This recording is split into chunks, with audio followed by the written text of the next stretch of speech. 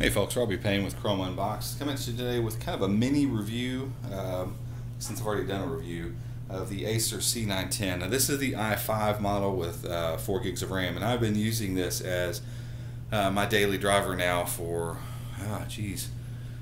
pretty much since it came out. I had the Chromebook Pixel there for a little bit, but you can watch the review about my criticisms of the screen size and why it just wasn't working for me. So I went back to this once I found out there was an i5 model, because an i5 and a Chromebook just absolutely screams. The thing never waits on anything. It moves so quickly.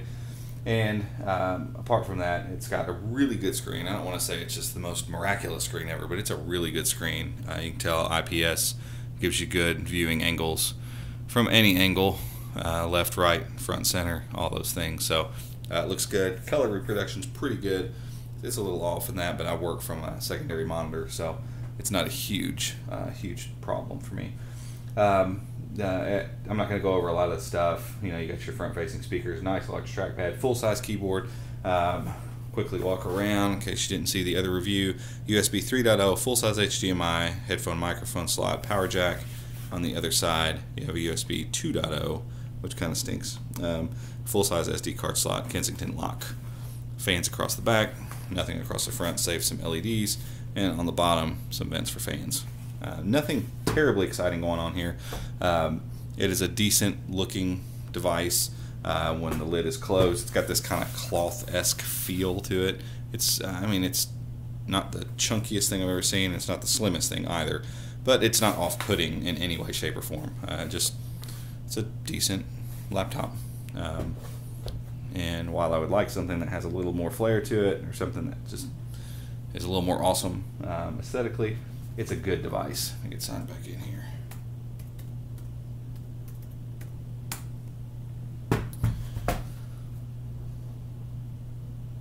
And so I've gotten a few questions from some people about whether or not it's a great device. It really is. I do wish they made one with 8 gigs of RAM every once in a while, because I have Crouton running in the background pretty much all the time with Inkscape going in it. I do wish they made one with 8 gigs of RAM just to help me out there. And you'll see, like, some of the things are kind of small. I am running it at 1080p.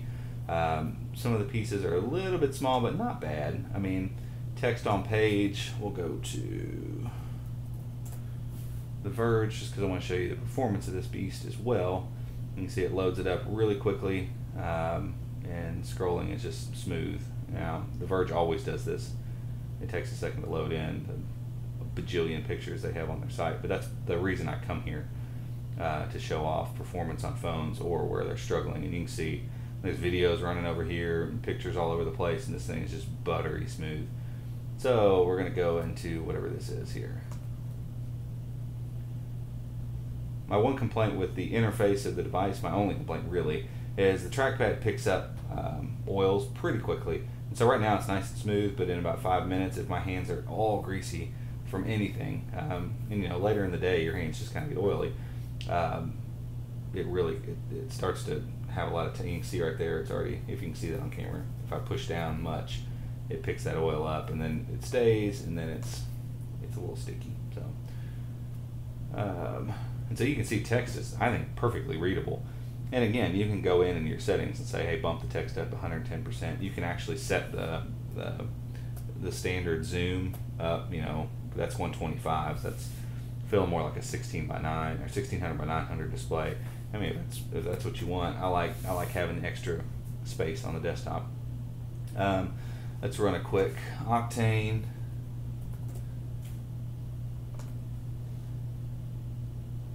You can just see, I mean, it waits for nothing. The thing just moves,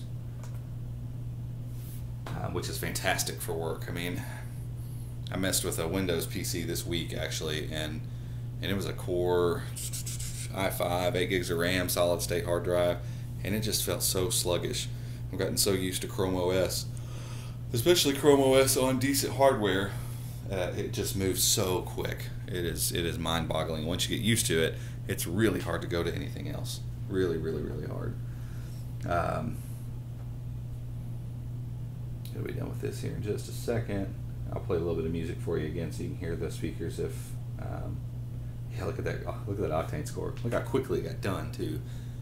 Pushing up to close to 2,500 or 25,000. It's insane.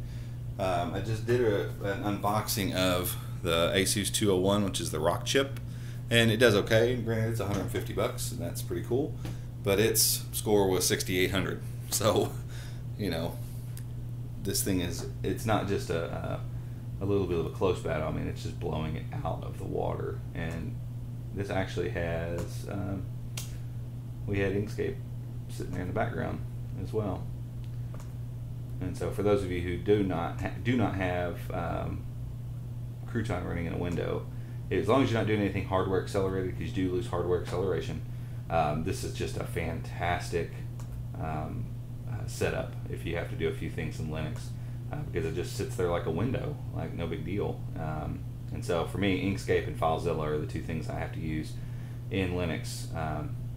Inkscape mostly, 90% of my time is in the Crouton is in Inkscape, and it runs perfectly on here. Like it feels like it's native, and so that was actually with Crouton open in the background. And I don't peek out the RAM, but every once in a while I do, and boy, you can tell it. I mean, the mouse, you know, basically stops and just won't move until it finally shuts down whatever it is in the background. Then all my tabs all reset, and that's a little frustrating, I'm not going to lie, especially if I'm in the middle of something and I'm working with some large images for a site or something. And that's frustrating, and it's caused me to think I might end up moving back to the new Chrome boxes that are coming out.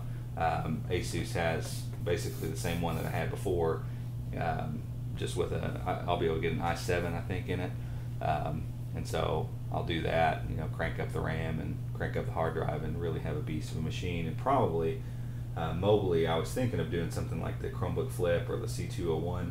We'll see how those work, because I don't do a lot of work away from my desk, and I get so sick of staring at a computer screen, to be honest with you.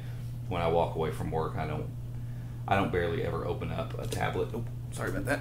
I don't barely ever open up a tablet or anything else at home, so something small like that would probably fit the bill for me.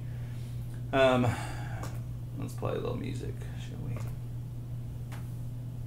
And for those of you used to this, you know, this web app, tends to load a bit slow on most things, but not on this thing.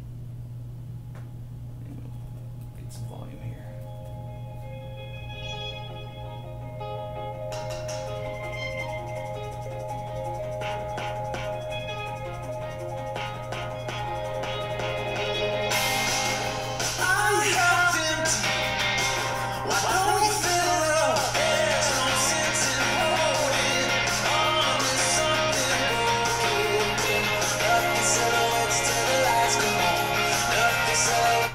It's loud, I'll give you that, but it's still tinny.